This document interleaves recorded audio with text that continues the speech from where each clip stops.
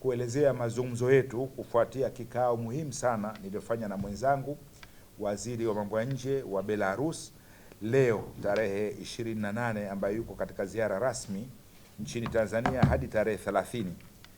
Ziara hii naomba nitamke ni ya kihistoria na inafanyika mara ya kwanza kwa upande wao baada ya miaka 30 ya mahusiano yetu. Na miaka 30 ya mahusiano yalifanyika mwezi wa Mei, kwa hiyo tumeamua pia kusherekea miaka 30 kwa ziara yake hii, na tunatarajia pia waziri mkuu wao atatembelea nchini kwetu kama vile ambavyo waziri mkuu wetu alitembelea nchini Belarus mwaka jana, aliyekuwa waziri mkuu Mheshimiwa Majaliwa, Kassim Majaliwa.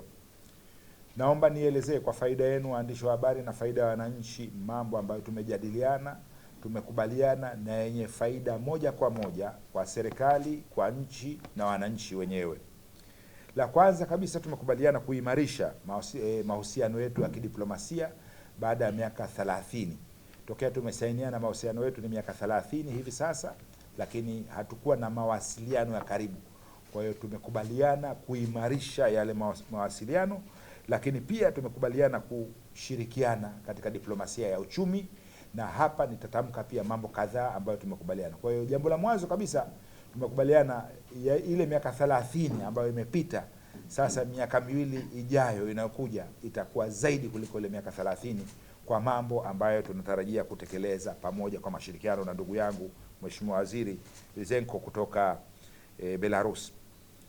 La pili, tumepitia mikataba mbalimbali na hati za mahusiano ambazo zilikuwa katika hatua za mwisho, na tumekubaliana mmoja wapo kesho tunatiliana nao saini, ni wa kushirikiana katika masuala ya uchumi ambayo pia itajumuisha sekta nyingine mbalimbali.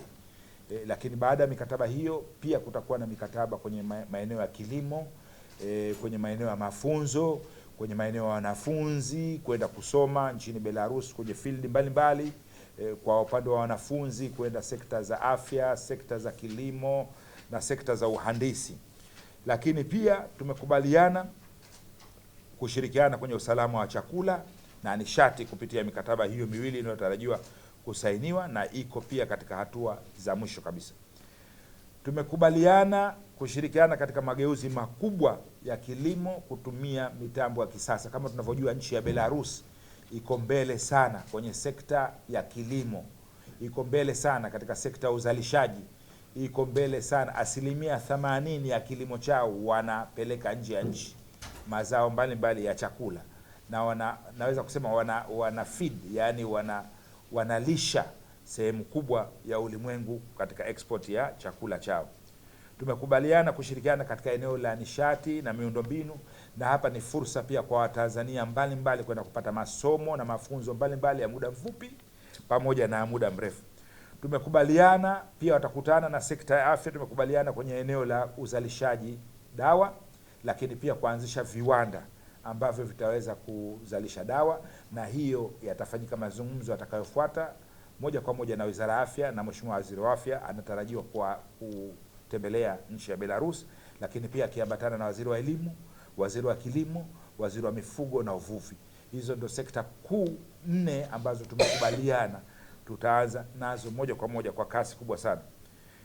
Eneo jingine ni kwenye elimu. Vyuo vikuu vyetu vitatu vimeshakubaliana na vina mikataba na wamemaliza mazungumzo muda mfupi na Waziri wa Elimu, ambapo vyuo vikuu hivyo vitatu vitashirikiana, wanafunzi kutoka hapa kwenda kule na wanafunzi wao pia kuja hapa kusoma. Vyuo vikuu vyenyewe ni chuo cha Karume Zanzibar, chuo cha Sokoine SUA, chuo cha Mzumbe, na wao kwa upande wao vyuo vikuu vyao nchini Belarus. Eneo jingine ni utalii. Mpaka sasa bado utalii wetu haujakuwa kwa sababu kuna nchi za kati ambazo tunapitia, lakini tumeona idadi ya watalii ikiongezeka kutoka nchini Belarus. Inasemekana baina ya 10,000 mpaka 12,000 kwa mwaka watalii kutoka Belarus wanatembelea nchini Tanzania. Majadiliano yetu yamejikita zaidi kwa faida kubwa za nchi zote mbili, lakini mimi naweza kutamka kwa upana kabisa kwamba Tanzania itafaidika zaidi kutokana na wenzetu kuwa mbele kwenye teknolojia ya kilimo, kuwa mbele katika teknolojia ya uzalishaji, kuwa mbele katika teknolojia ya dawa, kuwa mbele katika teknolojia ya viwanda, na huko kote tumekubaliana kwamba sasa wako tayari kufanya mahusiano ya moja kwa moja na sekta za kibiashara. Leo pamoja naye Mheshimiwa Waziri ameambatana pia na mkurugenzi mkuu wake wa taasisi ya uwekezaji nje ya nchi yao ambaye yuko hapa na atafanya vikao mbalimbali, lakini pia amekuja na wafanyabiashara, lakini pamoja naye pia amekuja na balozi ambaye balozi wao alikuwa Nairobi, lakini pia mkurugenzi bara la Afrika kwa upande wao. Kwa hiyo naomba nichukue fursa hii kumkaribisha mgeni wangu Mheshimiwa Maxim kutoka Belarus, waziri wa mambo ya nje wa Belarus, Mheshimiwa Maxim Zenkov, na yeye aseme machache. You're welcome. We truly feel at home in your beautiful country. Today, we had an open and highly constructive discussion about the current state and future of our bilateral relations. We also exchanged views on the global situation and regional developments.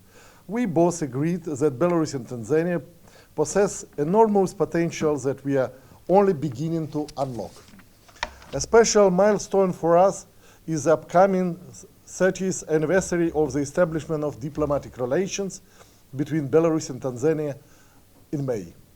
Belarus' approach remains consistent. We come to help and facilitate. The results of our cooperation are intended to remain here in Tanzania and serve the benefit of your people.